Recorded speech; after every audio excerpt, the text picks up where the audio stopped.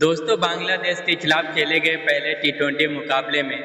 बांग्लादेश की घातक गेंदबाजी के सामने भारतीय टीम के टॉप ऑर्डर बल्लेबाजों के लड़खड़ाने के बाद पूरी तरीके से बैकफुट पर आ गई थी टीम इंडिया।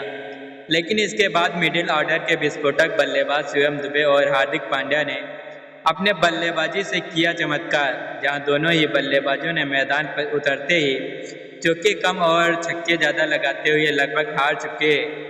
मुकाबले में बांग्लादेशी गेंदबाजों के परखच्चे उड़ाते हुए टीम इंडिया को दिलाई रोमांचक जीत। नमस्कार दोस्तों, स्वागत है आपके अपने पसंदीदा क्रिकेट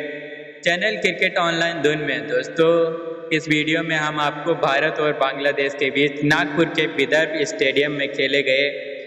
सीरीज के पहले टी20 मुकाबले की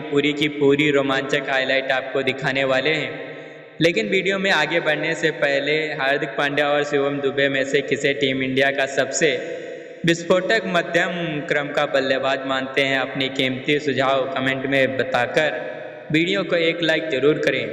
दोस्तों, जैसा कि आप सभी जानते हैं कि बांग्लादेश की टीम भारत दौरे पर 3 टी20 मुकाबलों की रोमांचक सीरीज खेलने के लिए पहुंच चुकी है, जहां हाल ही में पहला टी20 मुकाबला नागपुर के विदर्भ में देखने को मिला। दोस्तों, आपको बता दें कि इस मुकाबले में भारतीय टीम के कप्तान सूर्यकुमार यादव ने टॉस जीतकर पहले गेंदबाजी करने का फैसला किया और बांग्लादेश को पहले बल्लेबाजी करने के लिए आमंत्रित किया। दोस्तों, इसके बाद रनों की बारिश करने के इरादे से बांग्लादेश के दो धाकड़ ओपनर बल्लेबाज तंजीन हसन और लिटन दास की एंट्री होती है, जिनके कंधों पर टीम को एक ठोस शुरुआत देने की जिम्मेदारी सौंपी जाती है। तो वहीं पहले ओवर की गेंदबाजी करने आते हैं तेज गेंदबाज मोहम्मद सिराज, जहां उनका सामना होता है लिटन दास से और एक ओवर की तीसरी गेंद पर जोरदार प्रहार करते हुए गेंद को दर्शक दरगाह के बाहर 6 रनों के लिए भिजवा देते हैं। जबकि दोस्तों, इसी ओवर की अंतिम गेंद पर एक कवर ड्राइव लगाते हुए 4 रनों से पहले ओवर की समाप्ति करते हैं और पहले ही ओवर में एक और छक्का एक चौके की मदद से 10 रन बटोर लेते हैं। लेकिन दोस्तों, इसके बाद दूसरे ओवर की गेंदबाजी करने आते हैं बाएं हाथ के तेज गेंदबाज अर्शदीप सिंह, जहां उनका सामना होता है तंजीर हसन से और एक बार फिर से हसन अपने ही अंदाज में बल्लेबाजी करते हुए लगातार 2 गेंदों में 2 चौके अर्शदीप सिंह को जड़ देते हैं और इस प्रकार से दोनों ही बल्लेबाज विस्फोटक अंदाज में बल्लेबाजी करना शुरू करते हैं। लेकिन दोस्तों, इसी बीच चौथे ओवर में एक बार फिर से अर्शदीप सिंह बांग्लादेश की टीम को पहला बड़ा झटका लिटन दास के रूप में देते हैं, जो कि गलत शॉट के चक्कर में कैच आउट होकर पवेलियन की ओर लौटना पड़ता है, जिसके बाद नए बल्लेबाज तजमुल हुसैन सांतो की एंट्री होती है। कप्तान और तंजीन हसन मिलकर आगे को मोर्चा संभालते हुए विस्फोटक अंदाज में बल्लेबाजी करना शुरू कर देते हैं। यहाँ पर 7वें ओवर में स्पिन गेंदबाज रियान पराग को टारगेट किया जाता है और 2 छक्के और 2 चौके की मदद से 20 रन बटोरे जाते हैं। लेकिन दोस्तों, अगले ही ओवर में टीम को दूसरा बड़ा झटका तंजीन हसन के रूप में लगता है, जो कि 22 रनों की ताबड़तोड़ पारी खेलते हुए अक्षर पटेल की गेंद पर क्लीन बोल्ड हो जाते हैं। लेकिन एक छोर में कप्तान तजमुल हुसैन सांतो अभी भी अंगद की तरह डटकर मुकाबला करते हुए चले जाते हैं और अब नए बल्लेबाज तौहीद हृदय उनका साथ देने के लिए फिर क्रीज पर मौजूद हो जाते हैं। यहाँ पर पहले तो दोनों ही बल्लेबाज काफ़ी सूझबूझ भरी बल्लेबाजी के साथ बल्लेबाजी करते हुए टीम इंडिया के तेज गेंदबाजों के साथ साथ स्पिन गेंदबाजों पर कहर बनकर टूट पड़ते हैं और 10वें ओवर में रियान पराग को 2 लगातार गगनचुंबी छक्के उनके बल्ले से देखने को मिलते हैं। जबकि दोस्तों, 12वें ओवर में हार्दिक पांड्या को टारगेट किया जाता है और एक और छक्का और 2 लगातार चौके जड़ दिए जाते हैं और देखते ही देखते कप्तान सांतो मात्र 26 गेंदों में अपना 50 पूरा कर लेते हैं। लेकिन इसी बीच 15 ओवर की एक बार फिर से हार्दिक पांड्या शानदार कमबैक करने आते हैं और कप्तान सांतो को 11 के स्कोर पर कैच आउट करवाते हुए बांग्लादेश की टीम को लगने वाला तीसरा बड़ा झटका देते हैं। लेकिन दोस्तों, इसके बाद साकिब हसन की एंट्री होती है, जहां पर तौहीद हृदय के साथ मिलकर आगे का मोर्चा संभालते हुए लगातार स्ट्राइक रोटेट करने का काम करते हैं और अच्छी गेंदों को छोड़ते हुए खराब गेंदों को ही दर्शक दिरागा के बाहर पहुंचाने का काम किया जाता है और दोनों ही छोर से बल्लेबाज मिलकर भारत की टीम के गेंदबाजों पर कहर बनकर टूट पड़े हैं और उन्हें विकेट के लिए तरसा हुआ दोनों ही बल्लेबाजों के बीच में एक अर्धशतक की साझेदारी भी पूरी हो जाती है। लेकिन इसी बीच इस साझेदारी को तोड़ने के लिए 16वें ओवर में स्पिन गेंदबाज रिंकू सिंह के हाथों में गेंदबाजी थमा दी जाती है, जहां पर तौहीद हृदय को 31 के स्कोर पर क्लीन बोल्ड कर दिया जाता है और टीम को लगने वाला चौथा बड़ा झटका होता है। हालांकि दोस्तों अब साकिब अली हुसैन का साथ देने के लिए महमूदुल्लाह की एंट्री होती है और आते ही दोनों ही बल्लेबाज मिलकर बॉल को देखो और बॉल को पहले वाले नियम के तहत बल्लेबाजी करते हुए अंतिम के कुछ ओवरों में तेजी से रन बटोरे शुरू कर देते हैं। लेकिन इसी बीच एक बार फिर से रियान पराग के द्वारा विस्फोटक अंदाज में गेंदबाजी देखने को मिलती है और टीम को पांचवा बड़ा झटका साकिब अली हुसैन के रूप में लगता है। यहाँ पर रियान पराग एक बार फिर से अपनी गुगली गेंद पर साकिब अली हुसैन को 20 रन के स्कोर पर क्लीन बॉल कर देते हैं। लेकिन दोस्तों इसके बाद मेहंदी हसन के साथ मिलकर महमूदुल्लाह अंतिम के 2 ओवरों में तूफानी अंदाज में बल्लेबाजी करते हुए चौके कम और ज़्यादा छक्के लगाना शुरू कर देते हैं, जहां पर दोनों ही बल्लेबाज मिलकर अंतिम के 2 ओवरों में 30 रन बटोर लेते हैं, जिसकी बदौलत बांग्लादेश की टीम पूरे 20 ओवर में 7 विकेट खोकर स्कोर बोर्ड पर 180 रन बना पाते हैं और टीम इंडिया के सामने इस मुकाबले में जीत हासिल करने के लिए 181 रनों का विशाल टारगेट सेट कर दिया जाता है और टीम इंडिया की तरफ से तेज गेंदबाज हार्दिक पांड्या सबसे महंगी गेंदबाजी साबित होते हैं। लेकिन दोस्तों इसके बाद रनों की बारिश करने के इरादे से टीम इंडिया के 2 धुरंधर ओपनर बल्लेबाज यशस्वी जायसवाल और सुमन गिल की एंट्री होती है,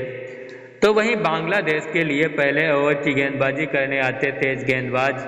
मुस्तफिजुर रहमान, जहां उनका सामना होता है सुमन गिल से और दूसरी ही गेंद पर स्ट्रेट ड्राइव लगाते हुए 4 रनों से अपनी पारी का आगाज करते हैं। जबकि इसी ओवर की अंतिम 2 गेंदों पर 2 लगातार चौके फिर से बटोर दिए जाते हैं। जबकि दूसरे ओवर में यशस्वी जायसवाल भी बेकरार रूप देखने को मिलता है और विस्फोटक अंदाज में बल्लेबाजी करते हुए तंजीन हसन साकिब को टारगेट किया जाता है। यहाँ पर यशस्वी जायसवाल दूसरे ओवर में 1 छक्का और 1 चौके के माध्यम से 10 रन बटोरते हैं।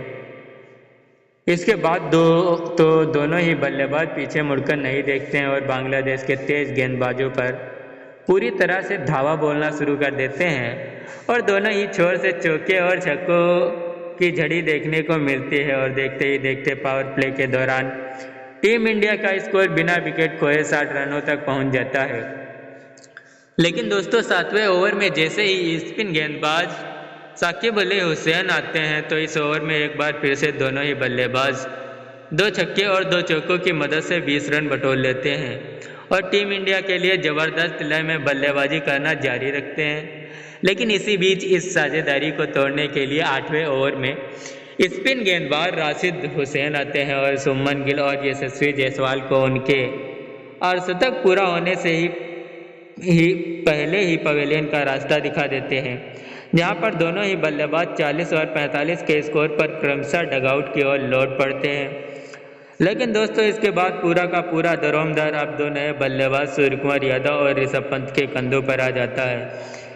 यहाँ पर पहले तो दोनों ही बल्लेबाज काफ़ी सूझबूझ भरे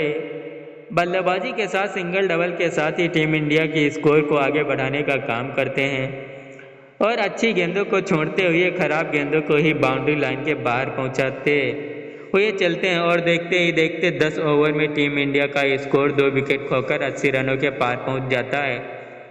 लेकिन 11वें ओवर में टीम इंडिया को दूसरा बड़ा झटका सूर्यकुमार यादव के रूप में लगता है, जो कि मात्र 4 रन बनाकर पवेलियन का रास्ता नापते हैं और क्लीन बोल्ड हो जाते हैं, जिसके बाद नए बल्लेबाज के तौर पर संजू सैमसन की एंट्री होती है। लेकिन दोस्तों एक छोर से लगातार बढ़ रहे स्ट्राइक रेट को देखते हुए ऋषभ पंत अपने बल्ले का फेस खोलना शुरू कर देते हैं और अपनी लय में बल्लेबाजी करते हुए बांग्लादेश के तेज गेंदबाजों के साथ साथ स्पिन गेंदबाजों पर हावी होना शुरू होते हैं। लेकिन दोस्तों एक बार फिर से संजू सैमसन डगआउट की ओर लौट पड़ते हैं और बिना खाता खोले ही उनकी पारी का अंत कर दिया जाता है। जबकि दूसरी छोर से ऋषभ पंत विस्फोटक अंदाज में बल्लेबाजी जारी रखते हैं और एक प्रकार से विस्फोटक अंदाज में बल्लेबाजी करते हुए टीम इंडिया की डूबती नैया को पार लगाने का काम करते हैं। जहां पर 14वें ओवर में ऋषभ पंत के बल्ले से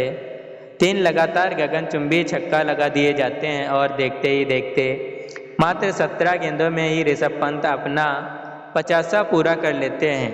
वहीं दूसरी छोर से उनकी बखूबी साथ दिया जाता है हार्दिक पांड्या के द्वारा। हार्दिक पांड्या भी मैदान पर पहुंचते ही अपने ही अंदाज में बल्लेबाजी करते हुए लगातार स्ट्राइक रोटेट करने का काम करते हैं और 15वें ओवर में टीम इंडिया का स्कोर 4 विकेट खोकर स्कोर बोर्ड पर 140 रनों के पार पहुंच जाता है। लेकिन दोस्तों अभी भी अंतिम के 5 ओवर शेष बचा रहता है और अंतिम की 30 गेंदों में टीम इंडिया को इस मुकाबले में जीत हासिल करने के लिए अभी भी 41 रनों की दरकार होती है। लेकिन इसके बाद हार्दिक पांड्या भी अपने तेवर में दिखाना शुरू कर देते हैं और अपने ही रंग में बल्लेबाजी करते हुए सबसे पहले 16 ओवर में साकिब अली हुसैन को टारगेट करते हुए एक चौका और एक गगनचुंबी छक्का इस तरीके से जड़ते हुए मात्र 28 गेंदों में ही अपना 50वां पूरा कर लेते हैं। लेकिन 17वें ओवर में टीम इंडिया को एक साथ 2 बड़े झटके लगते हैं, जहां पर सबसे पहले ऋषभ पंत 60 रन बनाकर रन आउट का शिकार होते हैं। तो वहीं दोस्तों अगली गेंद पर नए बल्लेबाज रिंकू सिंह बिना खाता खोले ही क्लीन बोल्ड होकर पवेलियन की ओर लौट जाते हैं और इस प्रकार से टीम इंडिया एक ही ओवर में 2 बल्लेबाजों को खोती हुई पूरी तरीके से बैकफुट पर आ जाती है। लेकिन दोस्तों इसके बाद अंतिम के 2 ओवरों में टीम इंडिया को अभी भी मुकाबले में जीत हासिल करने के लिए 30 रनों की दरकार होती है, जहां पर हार्दिक पांड्या का साथ देने के लिए मध्यम क्रम में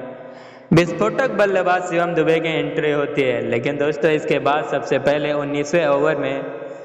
मुस्तफिजुर रहमान को टारगेट किया जाता है और शिवम दुबे पहले ही गेंद पर चौका बटोर लेते हैं। जबकि इसी ओवर की अंतिम गेंद पर एक छक्का और एक चौका लगाते हुए उनके बल्ले से देखने को मिलता है और पूरी तरीके से मुस्तफिजुर रहमान की धज्जियां उधेड़ दी जाती हैं। लेकिन दोस्तों इसके बाद अंतिम की 6 गेंदों में टीम इंडिया को 22 रनों की दरकार होती है, जहां पर सर पर कफन बांध करके आए हार्दिक पांड्या पूरी तरीके से अंतिम ओवर में 3 लगातार गगनचुंबी लगाते हुए टीम इंडिया को जीत की दहलीज तक ला देते हैं। लेकिन इसी बीच अंतिम गेंद पर एक और छक्का लगाते हुए टीम इंडिया को इस मुकाबले में जीत दिला देते हैं। और आप ऐसे ही क्रिकेट जगत से जुड़ी अपडेट पाने के लिए हमारे चैनल को सब्सक्राइब और वीडियो को लास्ट तक देखने के लिए आप सभी का बहुत बहुत धन्यवाद।